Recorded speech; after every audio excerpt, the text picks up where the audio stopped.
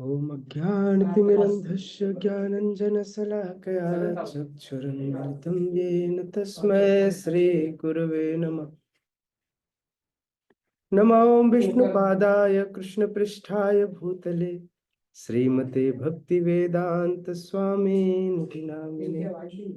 नमस्ते सारस्वती देवे गौरवाणी प्रचारिणे निर्विशेष शून्यवादी पाश्चात्य देश तारिणे।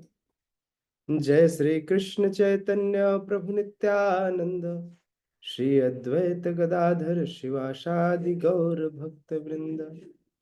हरे कृष्णा कृष्णा कृष्णा हरे हरे, हरे राम राम राम हरे हरे। स्वागत है आप सभी का Srila Prabhupada Lilamrita bed time story में। जगत गुरु श्रील प्रभुपाद की जय। अपने तृतीय खंड श्रीमद् भागवतम के तृतीय खंड श्रीमद् भागवतम की छपाई के लिए अनुदान की व्यवस्था हो जाने के बाद भक्ति वेदांत स्वामी निश्चिंत होकर वापस अपने स्थान तृतीय खंड की लिखाई हेतु राधा दामोदर मंदिर वृंदावन पहुंच गए। जब वे वृंदावन पहुंचे तो वहां पहुंचकर जन्माष्टमी, जो कि बड़ी निकट थी, जन्माष्टमी की तैयारी चल रही थी। उन्हें पता चला कि उत्तर प्रदेश के राज्यपाल विश्वनाथ दास वे वहां आएंगे। उनके अनुकूल ही उन्होंने एक लेख लिखा कि जन्माष्टमी के अवसर पर श्री रूप और जीव गोस्वामी की समाधि भूमि में श्री श्री राधा दामोदर मंदिर सेवा कुंज वृंदावन गौड़ी कीर्तन कार्यक्रम महामहिम श्री विश्वनाथ दास राज्यपाल उत्तर प्रदेश एवं बंबई के मुख्य अतिथि श्री GD सोमानी श्री रंगनाथ मंदिर वृंदावन के ट्रस्टी की उपस्थिति में। तिथि वृंदावन रविवार 31 अगस्त 1964, समय सायं 7:30 बजे से रात्रि 8:30 बजे तक। इस्तिहार में श्रीमद् भागवतम जो 60 खंडों में प्रकाशित होगी, पूरी होगी, उसका भी एडवर्टाइजमेंट उन्होंने दिया था। इस अवसर पर गाए जाने वाले भजनों में श्री कृष्ण चैतन्य प्रभु और निताई पद कमल 6 गोस्वामियों की गई प्रार्थना और गौड़ी वैष्णवों के अन्य लोकप्रिय गीत सम्मिलित थे। उन्हें एक गीत पुस्तक रूप में बंगाली में मुद्रित किया गया था। कार्यक्रम सफल रहा। उसमें बहुत से लोग सम्मिलित हुए और भगवान कृष्ण की स्तुति गाए और प्रसाद भी लिया।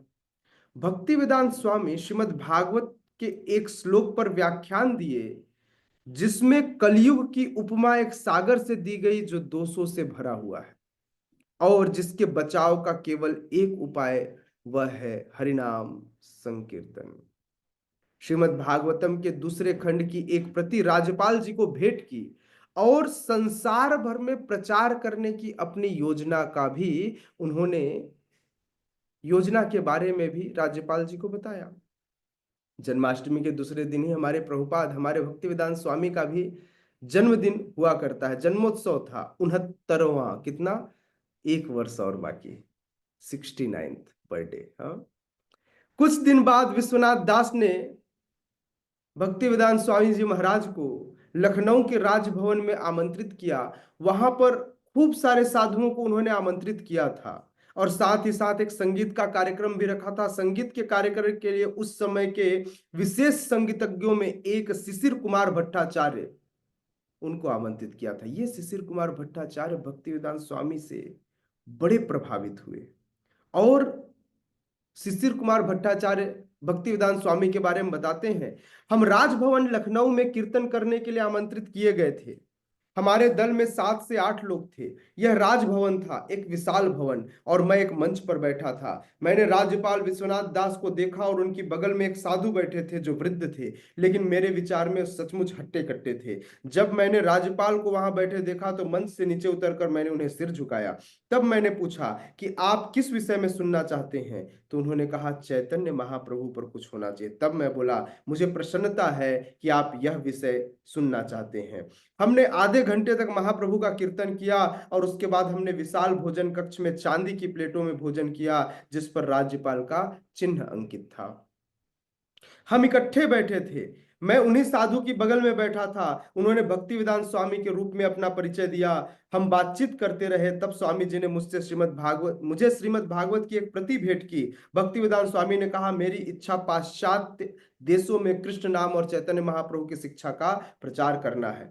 मैं प्रयत्न में हूं कि किसी तरह मुझे टिकट मिल जाए। यदि वह मिल गया तो मैं अवश्य जाऊंगा और महाप्रभु के उपदेशों का प्रचार करूंगा। और महाप्रभु का एक पद सुनाया, पृथ्वी ते आछे नगर आदि गाम सर्वत्र प्रचार होइबे मोर नाम। चैतन्य महाप्रभु की भविष्यवाणी थी कि एक दिन मेरा नाम विश्व के हर नगर और ग्राम में जाना जाएगा। लेकिन मुझे लगा कि वे वास्तव में ऐसा करने में समर्थ नहीं हो सकेंगे, क्योंकि वे बहुत सीधे और गरीब थे। खैर, तीसरे खंड की पांडुलिपि तैयार होने और उसकी छपाई की पैसे की व्यवस्था हो जाने पर भक्ति वेदांत स्वामी फिर से मुद्रण की सेवा उस दुनिया में प्रविष्ट हुए जहां पर उन्हें अब मुद्रण करना था, अर्थात लिखना था। उन्होंने लिखने की सारी समय सारणी बांध रखी थी, जिसमें पुस्तक की छपाई जनवरी 1965 तक समाप्त हो जाए। इस प्रकार वे जिनके पास अपने पैसे नहीं थे, 2 वर्ष से कुछ अधिक समय में तीसरे विशाल सजिल्द खंड के प्रकाशन में सफल हो गए थे, है ना।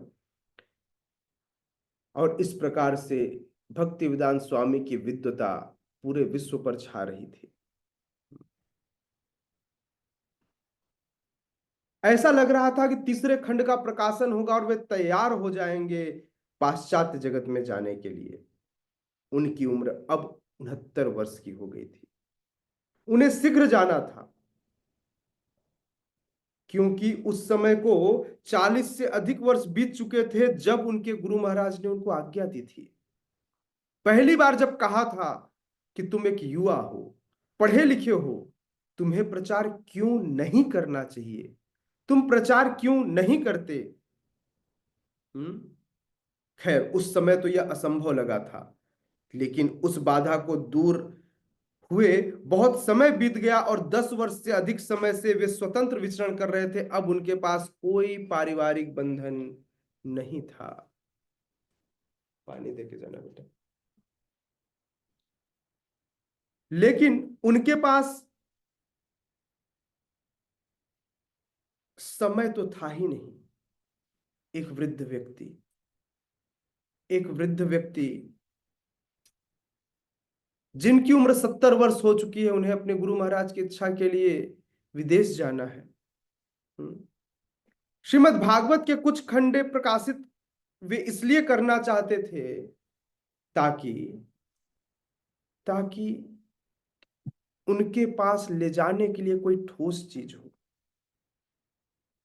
भक्ति वेदांत स्वामी कहते हैं, मैंने योजना बनाई थी कि मुझे अमेरिका अवश्य ही जाना है। आमतौर पर लोग लंदन जाया करते थे, क्योंकि सबसे ज्यादा उस समय ख्याति लंदन की थी। ये वही इंग्लैंड है जिसने पूरे विश्व को लगभग अपना गुलाम बनाया था। भक्ति वेदांत स्वामी कहते हैं, मैं यह सोच रहा था कि न्यूयॉर्क कैसे पहुंचूं। मैं युक्ति बना रहा था, मुझे इस ओर टोक्यो जापान होते हुए जाना है या उस ओर से किस मार्ग से सस्ता पड़ेगा, मैं यही सोच रहा था। मेरा लक्ष्य न्यूयॉर्क रहा। कभी कभी मुझे स्वप्न आता कि मैं न्यूयॉर्क में हूँ। देखिए, स्वप्न भी न्यूयॉर्क की ही देख रहे हैं प्रभुपाद।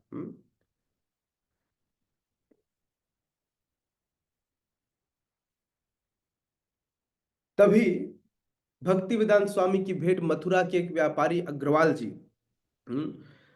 जी से हुई।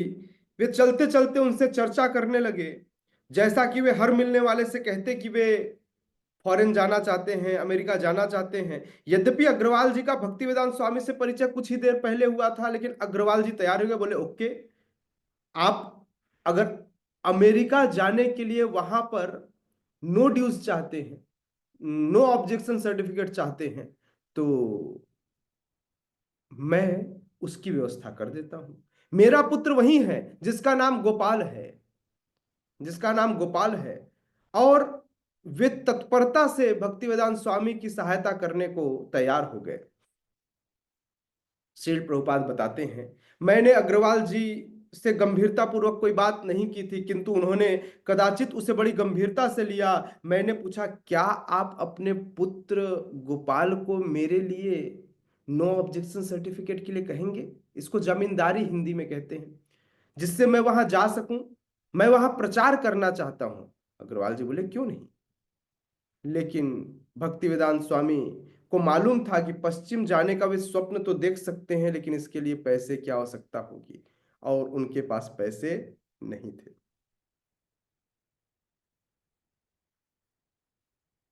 फिर वे 1965 मार्च में बॉम्बे पहुंचे अपने किताबों को बेचने के लिए।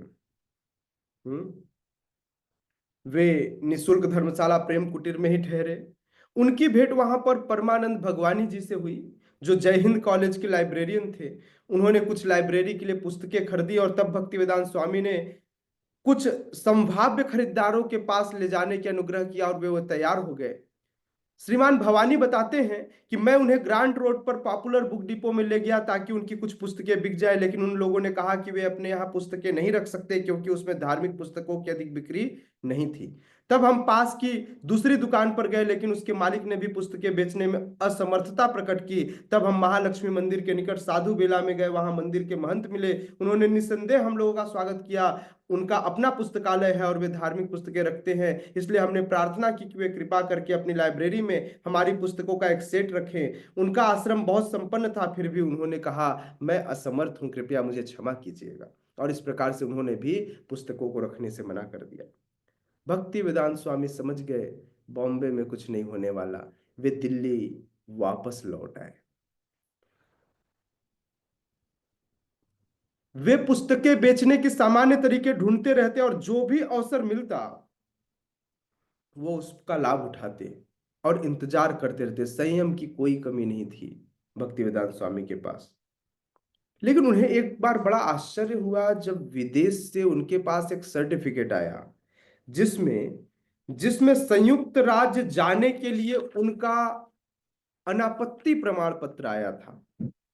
चूंकि देश से बाहर जाने के लिए उन्होंने कोई पत्र नहीं लिखा था, उन्होंने सोचा ये कैसे आया जब मैंने कहीं पर कोई एप्लीकेशन डाला ही नहीं। तब पता चला कि अग्रवाल जी के बेटे गोपाल ने यह कार्य किया था। इससे पहले भी उन्होंने कई साधुओं के लिए ऐसा किया था, किंतु हर बार अग्रवाल जी को पता था कोई साधु जाता तो है नहीं, क्यों ना मैं इसका लाभ उठा लूं, तो हर बार अपने बेटे को कहते, और उनका बेटा वहां से नो ऑब्जेक्शन सर्टिफिकेट भेज दिया करता था। इस प्रकार से 1 महीने वहां रहने की भक्तिवेदांत स्वामी को परमिशन प्राप्त थी।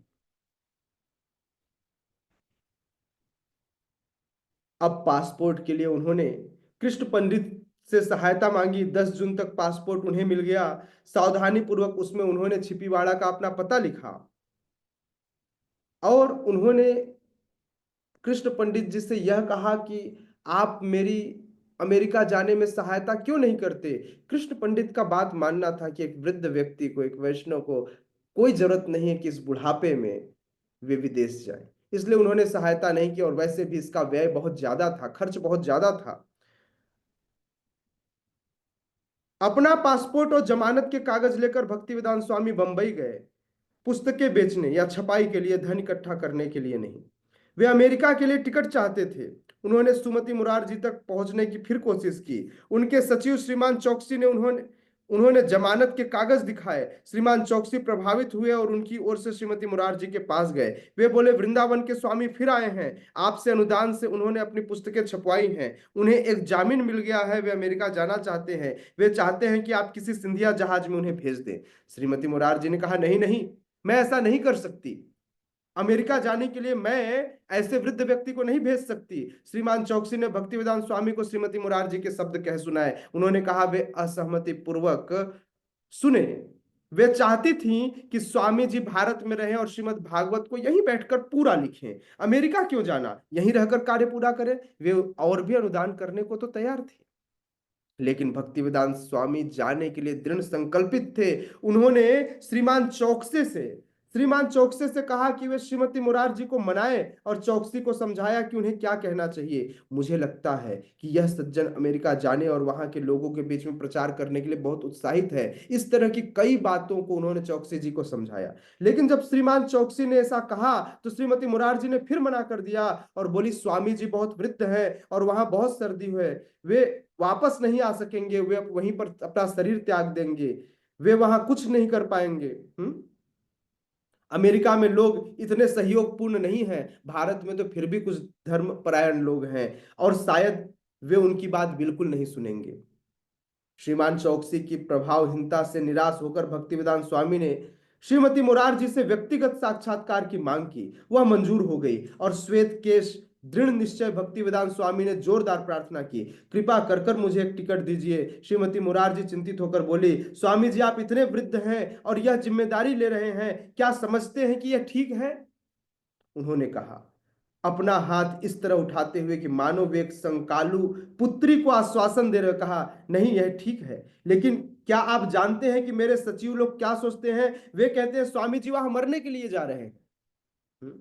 भक्ति वेदांत ने चेहरे पर ऐसी मुद्रा बनाई मानो वे एक मूर्खतापूर्ण अफवाह का निराकरण कर रहे हो। उन्होंने फिर आग्रह किया कि सुमति मुरारजी उन्हें एक टिकट दे। वे बोली, अच्छा आप पी फॉर्म लाइए, मैं अपने जहाज से आपको भिजवाने का प्रबंध कर दूंगी। भक्ति वेदांत स्वामी के चेहरे पर मुस्कान की चमक आ गई और वे प्रसन्नता पूर्वक कार्यालय की आश्चर्यचकित और शंकाग्रस्त क्लर्कों के पास से गुजरते हुए चले गए। बड़े खुश हुए क्योंकि अब उनके पास मुरारजी की स्वीकृति प्राप्त थी। पी फॉर्म भारत के उन नागरिकों को देना होता है जो देश के बाहर जाना चाहते हैं।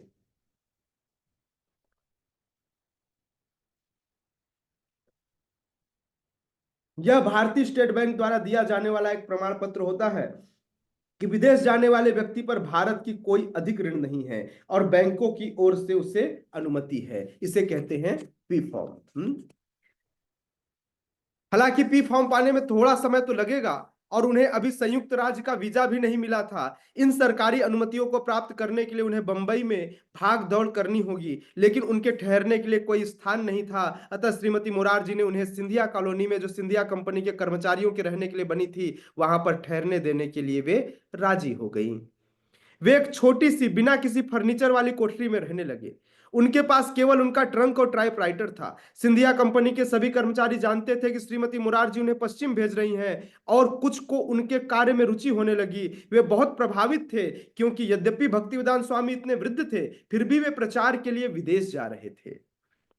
वे एक विशेष प्रकार के साधु थे, एक विद्वान पुरुष। भक्तिवेदांत स्वामी से उन्हें मालूम हुआ कि स्वामी जी अपने साथ अपनी सैकड़ों पुस्तकें ले जा रहे थे, लेकिन उनके पास पैसे नहीं थे। सिंधिया कॉलोनी में वे विख्यात व्यक्ति बन गए। बहुत से परिवार के लोग उनके लिए चावल, सब्जी और फल लाने लगे। वे वस्तुएं इतनी मात्रा में लाते कि स्वामी जी सब नहीं खा पाते। उन्होंने इसकी चर्चा श्रीमान चौकसी से की। श्रीमान चौकसी ने राय दी कि आप उन्हें स्वीकार कर लिया करें, फिर बांट दिया करें। तब भक्तिवेदांत स्वामी बचे हुए खाने को बच्चों में बांटने लगे। कॉलोनी के अधिवासियों में से कुछ वृद्ध लोग श्रीमद् भागवत पर उनके प्रवचन सुनने को एकत्र होने लगे। सिंधिया के मुख्य खजांची श्री वशावड़ा उनके विशेष रूप से प्रभावित हो गए और उनकी वार्ता सुनने नियमित रूप से आने लगे। भक्तिवेदांत स्वामी की पुस्तकें प्राप्त करके उन्हें पढ़ने के लिए वे घर ले जाते थे।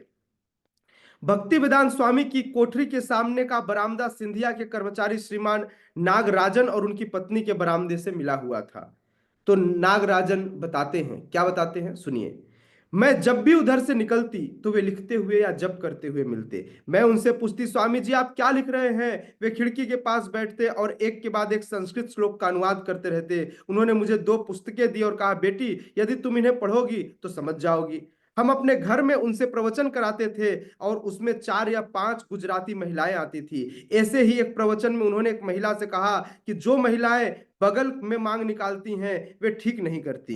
भारतीय महिलाओं को मांग बीच से निकालनी चाहिए। महिलाओं को स्वामी जी का प्रवचन सुनने का बड़ा शौक था और उसे बहुत प्रेम से सुनती थी। वे हर दिन इस कोशिश में जाते थे कि उन्हें वीजा और पी फॉर्म जितनी जल्दी संभव हो मिल जाए। वे अपनी पुस्तकें बेचते थे, लोगों से संपर्क बढ़ाते थे और श्रीमद् भागवत के आगे के खंडों को प्रकाशित करने के लिए सहायक ढूंढते थे। श्रीमान नागराजन ने उनकी सहायता के लिए कोशिश की। टेलीफोन डायरेक्टरी से उन्होंने ऐसे संपन्न व्यवसायियों और व्यापारियों की सूची तैयार की जो वैष्णव थे और स्वामी जी की सहायता करने में उनकी रुचि हो सकती थी। सिंधिया कॉलोनी में भक्ति वेदांत स्वामी ने पड़ोसी देखते थे कि वे शाम को नितांत थके हुए घर लौटते थे। वे शांत बैठ जाते थे। कुछ पड़ोसियों को लगता कि कदाचित वे उदास लगते थे, लेकिन थोड़ी ही देर में तरोताजा होकर बैठ जाते और लिखने में लग जाते। श्रीमती नागराजन आगे बताती हैं कि जब वे घर लौटते तो हम उन्हें प्रोत्साहित करती और कहती, स्वामी जी एक दिन आप अपना लक्ष्य अवश्य प्राप्त करेंगे। वे कहते, समय अब भी अनुकूल नहीं है, समय अब भी अनुकूल नहीं है। वे सब लोग अज्ञानी, वे समझते ही नहीं थे कि प्रभुपाद क्या कहने का प्रयत्न करते रहते थे। श्रीमती नागराजन बताती हैं, कभी मैं इधर से निकलती तो उनकी चादर उनकी कुर्सी पर पड़ी होती। तब वे खिड़की की दहलीज पर बैठे होते थे। मैं पूछती, स्वामी जी क्या आपकी भेंट कुछ अच्छे कामकाजी लोगों से हुई? वे उत्तर देते, आज तो कोई खास नहीं हुई, कोई विशेष प्राप्ति नहीं हुई और यह निराशात्मक है। कल कृष्ण भगवान कुछ अधिक ही विवरण देंगे। और वे शांत भाव से वहां बैठ जाते थे। 10 मिनट के बाद वे अपनी कुर्सी में बैठ जाते और लिखना शुरू कर देते। मुझे आश्चर्य होता कि कैसे स्वामी जी 1 मिनट में इतने थक जाते हैं और दूसरे ही मिनट थके होने पर भी हार नहीं मानते। वे कभी निराशा की बात नहीं करते और हम हमेशा उन्हें उत्साहित करती और कहती, यदि आप कुछ नहीं पा सके तो कल निश्चय ही ऐसे कुछ लोग मिलेंगे जो आपको प्रोत्साहित करेंगे। और मेरी मित्र सुबह शाम प्रवचन सुनने आती थी और स्वामी जी को नमस्कार करती थी और फल देती थी। श्रीमान नागराजन बताते हैं कि वे स्वभाव से बहुत मिलनसार थे, सीधे साधे थे। हमारे मित्र उन्हें कुछ रुपए देते तो वे कहते, ठीक है, इससे सहायता होगी। वे हमारी कॉलोनी से अंधेरी स्टेशन पैदल जाते थे। 2 किलोमीटर का मार्ग था। वे बिना बस लिए पैदल जाते क्योंकि उनके पास पैसे नहीं थे। भक्ति वेदांत स्वामी ने, हाँ, आज लोग कहते हैं इस्कॉन के पास खूब पैसा है। हाँ, तो इस्कॉन के पास पैसा इसलिए है क्योंकि प्रभुपाद ने पैदल चल चल कर उन पैसों को बचाया है। हाँ, तो इस्कॉन के पास पैसा है तो इस्कॉन उन पैसों का क्या करता है? मौज मस्ती करता है? नहीं, इस्कॉन उससे जन समुदाय, सामान्य जन समुदाय के लिए प्रचार का कार्य और उनके उत्थान का कार्य करता है। श्रीमान नागराजन बताते हैं, भक्तिवेदांत स्वामी ने माई मिशन मेरा लक्ष्य शीर्षक से एक पन्ना छाप रखा था और वे उसे प्रभावशाली व्यक्तियों को इसलिए दिखाया करते थे कि उनसे कोई श्रीमद् भागवत के प्रकाशन के लिए वित्तीय सहायता मिलेगी। उस मुद्रित पन्ने में उनकी वह प्रस्तावना थी कि वर्तमान भौतिकतावादी समाज की बुराइयों को दूर करने के लिए भगवत चेतना ही एकमात्र औषधि है। तो उस समय प्रभुपाद ने वह लिखा था, आज भी यदि लोगों के अंदर भगवत चेतना नहीं होगी तो भूल जाइए कि किसी भी प्रकार से इस संसार की बुराइयां दूर हो पाएंगी। अगर बुराइयों को काटना है, दूर करना है, तो दवाई एक है, वह है भगवत चेतना, कृष्णा कॉन्सियसनेस। वैज्ञानिक उन्नति और भौतिक सुविधाओं के होते हुए भी संसार में शांति नहीं है। इसलिए भगवत गीता और श्रीमद् भागवत का जो भारत की कीर्ति है, प्रसार सारे संसार में होना चाहिए। यदि ऐसा हुआ तो पूरे संसार में शांति की स्थापना की जा सकेगी।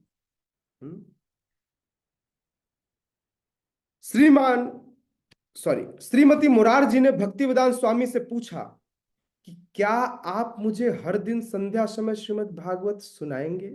कौन पूछ रही हैं? श्रीमती मुरारजी। भक्ति वेदांत स्वामी राजी हो गए। हर दिन शाम को 6 बजे उनके लिए वे कार भेज देती। वे लोग श्रीमती मुरारजी के उद्यान में बैठते और वहां भक्ति वेदांत स्वामी श्रीमद् भागवत सुनाते और उस पर टिप्पणी करते। श्रीमती मुरारजी वे संध्या समय आते थे और श्लोकों को लय में गाकर सुनाते थे, जैसा कि भागवत पाठ में प्रायः होता है, और वे स्थान स्थान पर टिप्पणी करते जाते थे। भागवत की कथा में प्रश्न और उत्तर चलते ही थे, पर उनकी सारी टिप्पणियां भागवत से होती थी। इस प्रकार वे आते, बैठते, मुझे भागवत की व्याख्या सुनाते और चले जाते। वे मेरे लिए समय देते, मैं उन्हें ध्यान से सुनती थी। यह 10-15 दिन चला। 10-15 दिन तक लगातार 10-15 दिन तक लगातार श्रीमती मुरारजी को प्रभुपाद ने, भक्तिवेदांत स्वामी ने यह श्रीमद् भागवत की कथा सुनाई। सिंधिया की सहायता और संयुक्त राज्य में जमानत पा लेना उनकी बड़ी उपलब्धियां, लेकिन पी फॉर्म की जो कार्यवाही थी वो बड़ी मंद गति से चल रही थी। उन्हें डर लगने लगा कहीं वह अंतिम अलंघ्य बाधा न साबित हो, उन्हें पी फॉर्म न मिले और इस प्रकार सब कुछ हो जाने के बाद भी उन्हें जाने का मौका न मिले। श्रील प्रभुपाद अपने शब्दों में लिखते हैं, कहते हैं, पहले बाहर जाने पर कोई रुकावट नहीं थी, लेकिन मुझे जैसे सन्यासी को भी बाहर जाने के लिए सरकार की अनुमति मिलने में इतनी कठिनाई हो रही थी। मैंने पी फॉर्म पाने के लिए प्रार्थना की थी, लेकिन पी फॉर्म मिल नहीं रहा था। तब मैं स्टेट बैंक ऑफ इंडिया में गया। वहां के अधिकारी श्रीमान मर्तरचारी थे। उन्होंने कहा, स्वामी जी, आपकी जमानत एक प्राइवेट व्यक्ति ने दी है, इसलिए हम स्वीकार नहीं कर सकते। यदि आप किसी संस्था द्वारा आमंत्रित होते तो हम विचार करते, किंतु आप एक प्राइवेट व्यक्ति द्वारा 1 मास के लिए आमंत्रित हैं और 1 महीने के बाद यदि आप कठिनाई में पड़ गए तो बहुत सारी बाधाएं उत्पन्न होंगी। लेकिन मैं जाने के लिए सारी तैयारी कर चुका हूं, इसलिए मैंने पूछा, आपने क्या किया है? वे बोले, मैंने आपको पी फॉर्म न देने का फैसला किया है। मैंने कहा, नहीं नहीं, ऐसा न करें। अच्छा हो कि आप मुझे अपने उच्च अधिकारी के पास भेज दें, ऐसा नहीं होना चाहिए। प्रभुपाद बहुत डर गए कि क्या अभी भी चैतन्य महाप्रभु की इच्छा को वे लोगों के सामने नहीं ला पाएंगे। उन्होंने मेरी प्रार्थना स्वीकार कर ली और मेरी फाइल विदेशी विनिमय विभाग के मुख्य अधिकारी जैसा किसी के पास भेज दिया। वह स्टेट बैंक ऑफ इंडिया का सबसे बड़ा अधिकारी था। मैं उनसे मिलने गया। मैंने उनके सचिव से कहा, क्या आपके पास ऐसी कोई फाइल है? कृपा करके आप उसे श्रीमान राव के सामने रखिए, मैं उनसे मिलना चाहता हूं। सचिव राजी हो गए और उसने फाइल रख दी। श्रीमान राव से मिलने वाले में मेरा नाम लिख दिया। मैं प्रतीक्षा कर रहा था। श्रीमान राव स्वयं मेरे पास चल के आए। उन्होंने कहा, स्वामी जी, मैंने आपका काम कर दिया है, चिंता न करें। जगत गुरु श्रील प्रभुपाद की जय। श्रीमती मुरारजी ने श्रीमती मुरारजी के आदेश से उनके सचिव श्रीमान चौकसी ने भक्तिवेदांत स्वामी के लिए सारा प्रबंध पूरी तरह से कर दिया। चूंकि उनके पास गर्म कपड़े नहीं थे, इसलिए श्रीमान चौकसी ने उन्हें एक ऊनी जैकेट और अन्य ऊनी कपड़े खरीदने के लिए ले गए। श्रीमान चौकसी ने उन्हें नए कपड़ों पर, जिनमें कुछ नए धोतियां भी शामिल थी, लगभग 250 रुपए व्यय किया। भक्तिवेदांत स्वामी की प्रार्थना पर श्रीमान चौकसी ने सिंधिया स्ट्रिपमैन कंपनी के एक विज्ञापन के संदर्भ में एक छोटी सी पुस्तिका की 500 प्रतियां छपवा दी, जिसमें भगवान चैतन्य रचित 8 पद थे। कौन सा पता है? शिक्षा अष्टकम। और श्रीमद् भागवत का एक विज्ञापन भी उस पत्रिका में सम्मिलित था। श्रीमान चौकसे बताते हैं, मैंने उनसे पूछा, आप पहले क्यों नहीं गए? आप अब अवस्था में, इस बुढ़ापे की अवस्था में संयुक्त राज्य क्यों जाना चाहते हैं? उन्होंने उत्तर दिया, मुझे विश्वास है कि मैं कुछ अच्छा काम कर सकूंगा। उनका विचार था कि किसी को वहां होना चाहिए जो उन लोगों के पास जा सके जो जीवन में खो चुके हैं और उन्हें सिखाए और बता सके कि सच्चा मार्ग क्या है। मैंने उनसे कई बार पूछा, आप संयुक्त राज्य क्यों जाना चाहते हैं? आप बंबई, दिल्ली या वृंदावन में कोई नई चीज क्यों नहीं शुरू करते? मैं उन्हें चिढ़ाता भी था, आप संयुक्त राज्य देखना चाहते हैं ना, इसलिए आप जाना चाहते हैं। आपने कभी फॉरेन आप गए नहीं है, इसलिए आप जाना चाहते हैं। सभी स्वामी संयुक्त राज्य जाना चाहते हैं अपने कपड़े का फायदा उठाकर, और आप लोग वहां आनंद करना चाहते हैं। वे उत्तर देते, मुझे देखना क्या है? मैं जीवन समाप्त कर चुका हूं, अब मेरे पास देखने के लिए कुछ नहीं बचा। लेकिन श्रीमान चौक से बताते कि लेकिन कभी कभी उनका मिजाज गर्म भी हो जाता। देर के कारण वे मुझ पर क्रोधित भी हो जाते। वे कहते, यह क्या बकवास है? तब मैं समझ जाता कि अब उन्हें गुस्सा आ रहा है। कभी कभी वे कहते, क्या श्रीमती मुरारजी ने अभी तक इस कागज पर हस्ताक्षर नहीं किया? वे कहती हैं, कल आइए, हम कल बात करेंगे। यह क्या है, हर दिन इस तरह से वापस क्यों जाया जाए? वे गुस्सा हो जाते। तब मैं कहता, आप यहाँ बैठ जाए, लेकिन वे बोल पड़ते थे, मुझे यहाँ कब तक बैठना पड़ेगा। वे अधीर हो उठते थे। अंत में श्रीमती मुरारजी ने अपने एक शिप, जिसका नाम था जलदूत, जलदूत नामक जहाज पर उनके लिए एक स्थान निर्धारित कर दिया। जलदूत कलकत्ता से 13 अगस्त को चलने वाला था। कब? 13 अगस्त को प्रभुपाद की यात्रा शुरू होने वाली है। हाँ, श्रीमती मुरारजी ने इसका प्रबंध कर दिया कि भक्तिवेदांत स्वामी ऐसे जहाज में यात्रा करें जिसका कप्तान एक शाकाहारी ब्राह्मण की आवश्यकताओं को समझता हो। उन्होंने जलदूत के कप्तान अरुण पांड्या से स्वामी जी के लिए अतिरिक्त सब्जियां फल ले जाने को कहा। श्रीमान चौकसे ने अंतिम 2 दिन भक्तिवेदांत स्वामी के साथ बंबई में बिताए, प्रेस से उनके पैम्पलेट्स उठाए, कपड़े खरीदवाए और कार में स्टेशन ले जाकर उन्हें कलकत्ता की गाड़ी में बैठाया। भक्ति वेदांत स्वामी जलदूत के रवाना होने के कुछ दिन पहले कलकत्ता पहुंचे। यद्यपि उन्होंने जीवन का बहुत सा हिस्सा वहीं बिताया था, लेकिन लेकिन अब उनके रहने के लिए वहां कोई जगह न थी। ठीक वही हाल था जैसा उन्होंने अपने वृंदावन भजन में लिखा था, मेरी पत्नी, पुत्र, पुत्रियां, पौत्री सभी हैं, लेकिन मेरे पास धन नहीं है, इसलिए वे सब निष्फल वैभव हैं। यद्यपि इसी नगर में बचपन में उनका लालन पालन इतने चाव से हुआ था, लेकिन वे दिन भी अब सदा के लिए चले गए थे। मेरे प्यारे पिता और माता अब कहाँ चले गए हैं, और वे मेरे सब अग्रज कहाँ हैं जो अपने स्वजन थे? मुझे उनके बारे में कौन बताएगा? बोलो, कौन बताएगा? मेरे परिवार का जो शेष रह गया है वह नामों की एक सूची मात्र है और उसका कोई मतलब नहीं है। सुनते रहिए प्रभुपाद लीलामृत।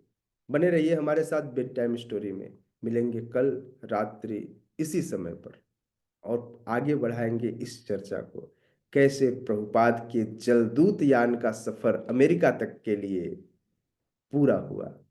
इस सफर को पूरा करेंगे। तब तक के लिए आप सबका बहुत बहुत सहृदय धन्यवाद। हरे कृष्णा। जगत गुरु श्रील प्रभुपाद की जय।